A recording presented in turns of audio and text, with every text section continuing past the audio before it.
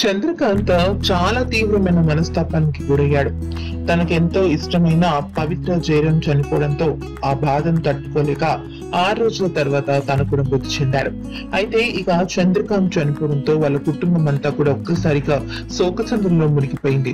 అయితే చనిపోయిన వాళ్ళు ఎటు చనిపోయారు, తనతో పాటు చంద్రకాంత్ ఎందుకు చనిపోవాలి అంటూ అందరూ కూడా చాలా బాధపడ్డారు.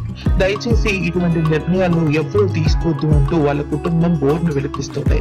అయితే మనం కనుక చూసినట్టయితే చంద్రకాంత్ ప్రస్తుతం కార్తీక దీపం సీరియల్ 2లో నటిస్తున్నాడు.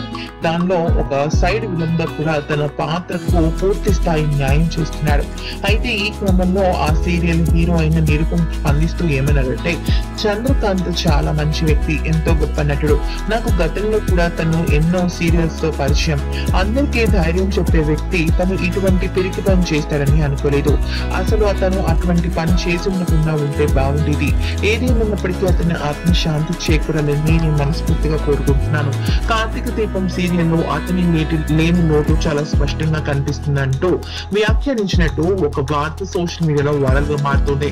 మరి దాని విషయం గురించి ఇంకా మనం లోతుగా తెలుసుకోవాల్సి